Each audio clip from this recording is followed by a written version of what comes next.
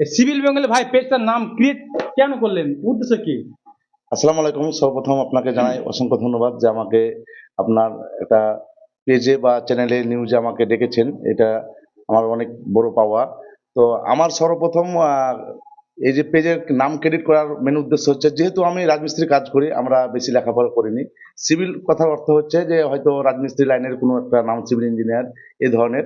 তো আমি একটা ইউনিক নাম ভাবলাম যে একটা ইউনিক নতুন কিছু করা যায়, যেহেতু আমি বাঙালি আর যেহেতু আমি সিভিল লাইনে কাজ করি, তার জন্য ভাবনা চিন্তা করে আমরা একটা নাম রেখেছিলাম সিভিল বেঙ্গলি ভাই।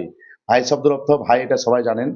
তো এইভাবে আমাদের শুরুটা হয়, যে আমাদের নাম একটা ক্রেডিট হয়। তো ইউনিক নামটা অনেকেরই পছন্দ হয়েছে। দেখ, আপনাদের ভালোবাসায় আজকে আমার এই জায়গায় এসেছি, এটা খুবই আনন্দ লাগছে, খুবই ভালো লাগছে যে একজন রাজমিস্ত্রি মানুষ হয়েও যে মানুষের মনের ভিতরে, মনের হৃদয়ের ভিতরে থাকতে পারছি বা জায়গা করে নিতে পেরেছি, এটা আমার কাছে সত্যি অনেক বড় একটা পাওনা। আর আমার রাজমিস্ত্রি লাইনের কাজগুলো আপনারা অনেক ভালোবাসা দিয়েছেন। আমি দেখলাম ফেসবুক জগতে অনেক নোংরামো, অনেক ফাজলামো ফেসবুক নিয়ে চলছে। তো অনেক মানুষ আমাকে, আমার ভাই, আমার চাচা, আমার গ্রামের মানুষ অনেকে আমাকে ব্যঙ্গ করেছে, অনেক কথা বলেছে যে ভিডিও করে কি হবে এটা সেটা। তা আমি তখনই একটা টার্গেট করেছিলাম যে আমার জীবনে আমি একটা কিছু করে দেখাবো। তো ভালো কিছু মাধ্যমে আমি আগে মিউজিক ভিডিও করতাম ইউটিউবে। পরবর্তীতে আমি আমার এই ফেসবুক জগতে রাজমিস্ত্রি লাইনের ভিডিও আপলোড করা শুরু করি, এবং আমার ভিডিও মানুষের অনেক পছন্দ হয়। অনেক মানুষ আমাকে লাইক কমেন্ট করে যে না দাদা, আপনার ভিডিওগুলো ভালো হচ্ছে। তখন আমার মনের যে অনুপ্রেরণা সেটা আরো বেড়ে যায়, এবং ভিডিও করার প্রতি আরো আগ্রহ বাড়ে, এবং ধীরে ধীরে ধাপে ধাপে ধাপে ধাপে আমি কিন্তু এইভাবে ভিডিওগুলো করি, যেখান থেকে মানুষের অনেক ভালোবাসা পেয়েছি। সেটা তো আপনারা দেখতে পাচ্ছেন যে আমার আজকে প্রায় 3 লক্ষ পরিবার সিভিল বাংলা ভাই পেজে। আর আমি কোনো নোংরা ভিডিও করি না, অনেকেই ভিডিওর মাধ্যমে। আপনি প্রমাণ করে দিয়েছেন যে ভালো কিছু করেও ভাইরাল হওয়া যায়। হ্যাঁ, আমার উদ্দেশ্য সেটাই যে নোংরামো না করেও ভিডিও ভাইরাল করা যায়, সেটা আমি প্রমাণ করেছি। আমার যে স্বপ্ন, আমার যে লক্ষ্য, সেটা আপনাদের ভালোবাসা, আল্লাহর রহমতে আজকে আমি মোটামুটি একটা জায়গায় আছি। আশা করব যে ভবিষ্যতে আরো আরো নতুন কিছু আপনাদের আমি দেওয়ার চেষ্টা করবো, যে আমাদের যে প্রবাস জীবনে, আমাদের যে রাজমিস্ত্রি জীবনে যে ঘটনাগুলো ঘটে, সত্যি এটা অনেক বেদনাদায়ক, অনেক দুঃখজনক। অনেক মানুষ আমাদেরকে ব্যঙ্গ করে রাজমিস্ত্রি কাজ করি বলে, অনেক মানুষ আমাদের লজ্জিত করেছে, বঞ্চিত করেছে। এবং আমি মনে করি যে এখন অনেক মানুষ আমাদেরকে ভালোবাসা দিচ্ছে, অনেক মানুষের ভালোবাসার কারণে আজকে আমি এই জায়গায়। তো যেটা মানুষের মনের ভিতর আছে যে রাজমিস্ত্রি মানেই ছোট, রাজমিস্ত্রি মানে নিচু, এটা আমি দূর করতে চাইছি আমার ভিডিওর মাধ্যমে, যাতে করে মানুষ নতুন কিছু শিখতে পারে। কারণ অনেক বাড়ির মালিক আছে, যেমন আপনারা ধরেন অন্য কাজে লিপ্ত আছেন, লেখাপড়া করেন বা অন্য শিক্ষকতা করেন বা ব্যবসায়িক করেন, তারা হয়তো কাজ সম্বন্ধে অনেক কিছু জানে না। তখন আমাদের ঠিকাদার, আমাদের মতো ঠিকাদারেরা, লেবার মিস্ত্রিরা আপনাদেরকে ঠগায় যে পয়সা ইনকাম করার জন্য। তো আমার কথাটা হচ্ছে কি, আমি শুধু টাকা ইনকাম করার জন্য আসিনি। আমার কথা হচ্ছে কোনটা ভালো সেটা মানুষকে বোঝানোর জন্য এসেছি, যাতে করে অরিজিনাল কথা বলে অরিজিনাল ইনকাম করা যায়। কারণ ডুপ্লিকেট অনেকে আছে, দেখবেন আমার যে কাজগুলো আছে, সিমেন্টে কতদিন ইউজ করা যায়, একটা বস্তায় কত ফুট প্লাস্টার করা যায়, একটা রডের ওজন কত, এগুলো আমার বলার উদ্দেশ্যটা হচ্ছে কি, যারা সাধারণ মানুষ তারা যাতে বুঝতে পারে যে হ্যাঁ, আমার সাথে দোকানি ডুপ্লিকেটই করছে কিনা। কারণ যখন আপনি জানবেন যে একটা রডের ওজন 18 রডের ওজন 4 কেজি 700 বা 4 কেজি 500, এটা অনেকে জানে না। অনেকে জানে না। তখন আপনি একটা রড যখন কিনবেন বা দুটো রড কিনবেন, যখন বলবে 15 কেজি, তখন আপনার ডাউট হবে যে না, সিভিল বাংলা ভাই বলছিল যে দুটো রডে 8 কেজি বা 9 কেজি হওয়ার কথা, তো 15 কেজি কি করে হয়। এই জিনিসটা থেকে যাতে মানুষ ভুল থেকে বেরিয়ে আসতে পারে। এবং অনেক আছে যে হয়তো এক বস্তা সিমেন্টে 50 কেজি ওজন থাকে বা এতটা ডেট থাকে, এক্সপায়ার ডেট থাকে, এটা কিন্তু মানুষ লক্ষ্য করে না। জানে না, হ্যাঁ, কেউ লক্ষ্য অনেক করে না। মানুষ সিমেন্ট কম রেটে নিয়ে আসার পরে গোডাউনে রাখার পরে সাধারণ মানুষকে কিন্তু ঠকায়। ঠিক, ডেট অনেক আছে, হ্যাঁ। এক্সপায়ার ডেটের সিমেন্ট গুলো দিয়ে মানুষকে কাজ করায়, পরবর্তীতে সে বিল্ডিংটা মানে ক্র্যাক আসে, বিল্ডিং গুলো ভেঙে যায়। তো অনেক সমস্যার সৃষ্টি হয়। অনেক সমস্যা। একটা মানুষের স্বপ্নের বাড়ি কত কষ্ট করে কত টাকা ইনকাম কষ্ট করে, করে, লোন টোন করে বাড়ি করে, আহ, সেই বাড়ি যদি চলে যায়, তাহলে অনেক, কতটা বেদনা, কতটা ঠিক, কষ্ট ঠিক, পাবে, হ্যাঁ। সেটা আমি মানুষকে বলার চেষ্টা করেছি, যাতে করে মানুষের আমি ইনকাম করব, আমার 800 টাকা রেট কি 1000 টাকা রেট সেটা ঠিক আছে, হুম, আমার কাজটা যাতে পারফেক্ট হয়, অরিজিনাল হয়, যাতে কোনো ডুপ্লিকেটই না থাকে। আমার উদ্দেশ্যটা এটাই ছিল, যে ভিডিওগুলো মানুষ যাতে দেখে। অনেকে ব্যঙ্গ করে বলে যে ভাইজান এগুলো সবাই জানে। তো আমি একটা কথা সবার দর্শককে বলতে চাইবো যে ভাইজান, 2 = 2 4 এটা আপনার কাছে সোজা মনে হয়, হ্যাঁ। কিন্তু যে জানে না তার কাছে অনেকটা কঠিন কাজ। অনেকেই বলে অ্যাড্রেস লেখা বা নিজের ঠিকানা লেখাটা কোনো ব্যাপার না, এটা আপনার কাছে হতে পারে। এমনও লোক আছে আমাদের রাজ্যে, আমাদের দেশে, যে তারা নামটা অব্দি লিখতে জানে না, আঙুলের টিপ দেয়। তো তার জন্য আমার ভিডিওটা বানানো। যারা জানেন আলহামদুলিল্লাহ, খুব ভালো কথা। যারা জানে না তাদের উদ্দেশ্যে কিন্তু আমার ভিডিওগুলো বানানো। তো যাই হোক, খুব ভালো লাগছে আজকে আপনাদের মাঝে এসে।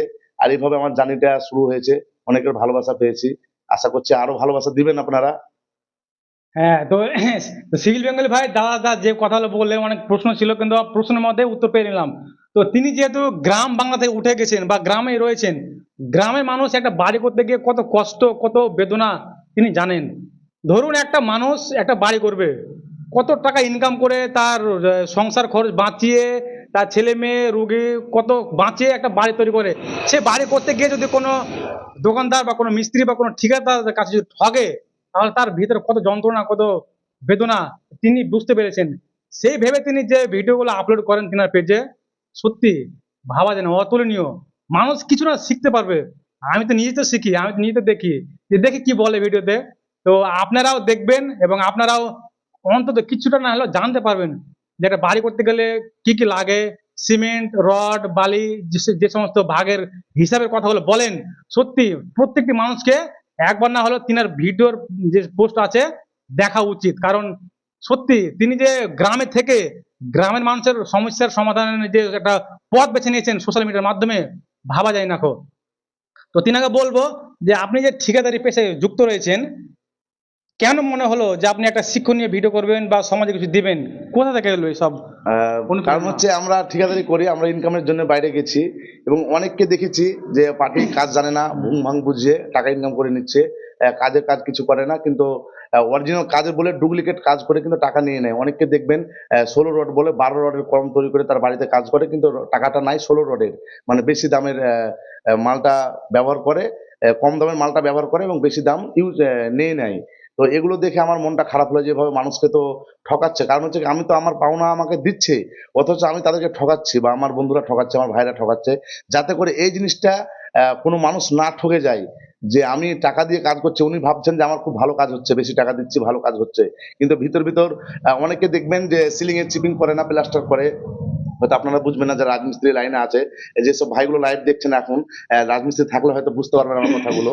যে অনেকে আছে দেখবেন সিলিং প্লাস্টার করে, চিপিং করে না, ঘোলা মারে না, প্লাস্টার করে। সে প্লাস্টার বেশি দিন লাস্টিং করে না, ড্যামেজ হয়।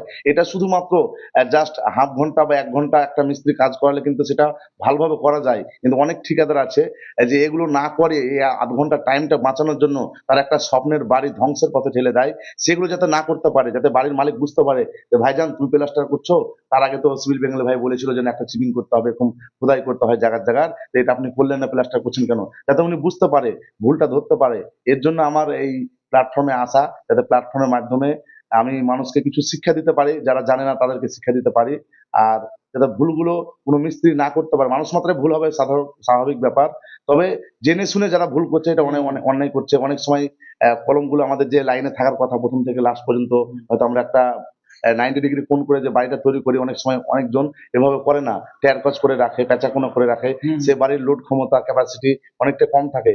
যাতে এই ভুলগুলো না হয় তার জন্য আমার ভিডিওগুলো বানানো, যাতে পারফেক্ট আমি টাকা নিব, পারফেক্ট দাদার কাজটা যেন পারফেক্ট হয়, এই উদ্দেশ্যে আমার এই প্ল্যাটফর্মে আসা। যাতে করে অনেক মানুষ দেখবেন বালি না চেলেও প্লাস্টার করে। সেখানে কি হয়, অনেক মাটি কাঁকড় নোংরা জিনিস থাকে, যেগুলো 10 দিন 20 দিন 1 মাস 2 মাস পরে কিন্তু আহ, বেরিয়ে আসে। বেরিয়ে আসে বা ধসে ধসে পড়ে। অনেক সময় দেখুন প্লাস্টারের গাছও বেরিয়ে যায়, কোনো হ্যাঁ। হয়তো বীজ থাকে, তেঁতুল বীজ যেমন এগুলো থাকে। তো যদি বাড়িটা চেলে কাজ করা যায় তাহলে কিন্তু এই সমস্যাটা হবে না। এই ধরনের আমি ছোট ছোট বিষয়গুলো নিয়ে আলোচনা করি, যাতে করে মানুষ সজাগ হয়, জানতে পারে যে আমি টাকা যেমন নগদ দেবো, কাজটা আমি নগদ ভাবে বুঝে নেব। একদম। এই হিসাবে আমার এই প্ল্যাটফর্মে আসা। হ্যাঁ, দাদা যেহেতু রাজমিস্ত্রি লাইনে আছেন, তো দাদাকে কিছুটা রাজমিস্ত্রি লাইনে প্রশ্ন জেগে গেল।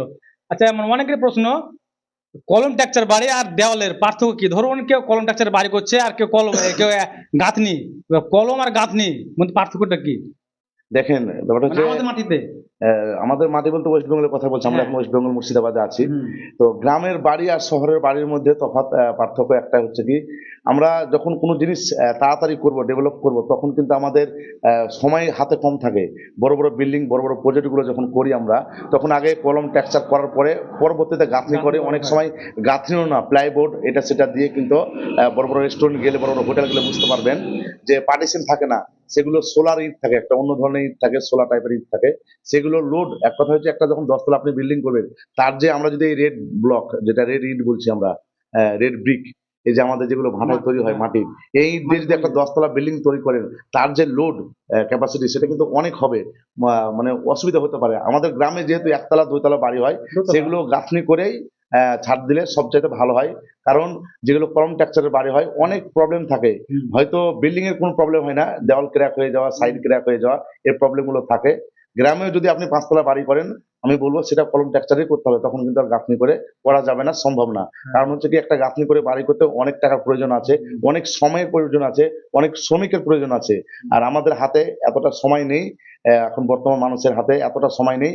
যে কোনো কাজ আমরা শর্টকাট খুঁজি, শর্টকাট ভাবে তৈরি করি। 1 তলা 2 তলা বাড়ির ক্ষেত্রে বলবো যে আপনারা গাঁথনি করে ছাদ করতে পারেন। যখন 3 তলার উপর ফাউন্ডেশন করবেন, তখন ইঞ্জিনিয়ারের মতামত জানার পরেই কিন্তু কাজগুলো করবেন। আমার মতো বা অন্য কারো মতো তুচ্ছ ছোটখাটো ঠিকাদারের কথা শুনে কখনোই বিভ্রান্ত হবেন না, ওনার কথায় কখনো বিশ্বাস করবেন না।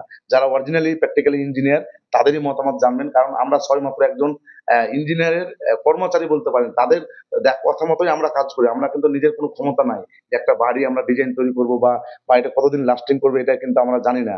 যতই আমরা গ্রামের ঠিকাদার হোক বা যে কোনো ঠিকাদার হোক, একজন শিক্ষকের অবশ্যই দাম আছে, ছিল, থাকবে। একজন ইঞ্জিনিয়ারের দাম সবসময় আছে।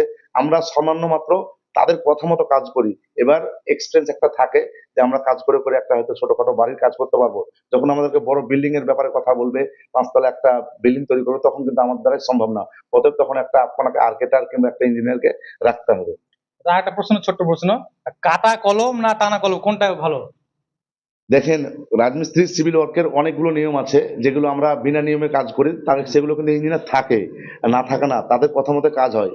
যখন আমাদের 3 মিটার একটা কলমের হাইট হয়, 3 মিটার মতলব 9 ফুট 3 ইঞ্চি বা 9 ফুট মতো কলমের হাইট হয়। এটা কিন্তু অ্যাকচুয়ালি প্র্যাকটিক্যালি ইঞ্জিনিয়ারের কথা মোতাবেক 3 বারে ঢালতে হয়, মানে 3 ফুট 1 মিটার একদিনে কলম ঢালার নিয়ম। তবে আমরা যে বিল্ডিং গুলো কাজ করি, সেগুলো কিন্তু আমি বলি না, প্রায় ইঞ্জিনিয়ার একসাথে 9 ফুট ঢালা করায়। এবার 9 ফুট ঢালতে গেলে তার কিছু নিয়ম আছে, কিছু ক্যাপাসিটি আছে। মানে একবার 3 ফুট ঢালার পরে কিছু পাথরের ভাগটা বেশি দিতে হয়, তারপর আবার নর্মাল, তারপর আবার পাথরের ভাগ বেশি, তারপর আবার নর্মাল, এভাবে আমরা কিন্তু ঢালাই করি। সাধারণত দেখেছি 9 ফুট একবারে ঢেলে দেয়। হ্যাঁ, 9 ফুট একবার ঢালি, কিন্তু অ্যাকচুয়ালি যদি এটা কলমের ভাষায় লিখতে যায়, বইয়ে যখন কেউ লিখবে, নিয়ম। তখন কোনো ইঞ্জিনিয়ার বা কোনো মানুষ 9 ফুট লিখতে পারবে না, কারণ এটা নিয়ম নয়, এটা নিয়মের বাইরে। তো এগুলো করা যায়, এটা ইঞ্জিনিয়ারের ইচ্ছা মতো ওরা ওদের মতো করায়। তবে অ্যাকচুয়ালি 3 ফুট আমাদের ঢালার নিয়ম, 1 মিটার। হ্যাঁ, তিনি যে ব্যাখ্যাগুলো বললেন সত্যি খুব কার্যকরী এবং খুব সুন্দর। তো বাবু চুপ কর। তো যাই হোক বলবো যে তিনি যে ব্যাখ্যাগুলো বললেন খুব শিক্ষণীয়, খুব কার্যকরী। তো তিনি আমার কাছে এসেছেন, অনেক কথা বললেন, অনেক সময় দিলেন। তো তিনি যে বললাম যে সিভিল বেঙ্গলি ভাই নামে পেজ আছে, আপনি যাবেন, ঘুরে আসবেন, তিনি ভিডিওগুলো দেখবেন এবং পাশে থাকবেন। আর অনেক অনেক ধন্যবাদ আমার তরফ থেকে। আর এই যে সবার পাতলা চ্যানেলটাকে আপনারা একটু ফলো রাখবেন। গ্রামের যে ছোটখাটো আমাদের নিউজগুলো, বাড়িতে কোনো গন্ডগোল, দেশে কোনো গন্ডগোল, আমরা যেহেতু বাইরে থাকি, চেন্নাই থাকি, সেহেতু আমাদের এদের মতো নিউজ ভাইদের প্রয়োজন খবর জানতে। তো অবশ্যই এই চ্যানেলটিকে একটু সাবস্ক্রাইব, ফলো করে পাশে থাকবেন, যাতে করে আপনার গ্রামের তথ্য, আপনার দেশের তথ্য, আপনার রাজ্যের তথ্য যাতে বুঝতে পারেন। ভালো থাকবেন, নেক্সট ভিডিও দেখাবেন ইনশাআল্লাহ।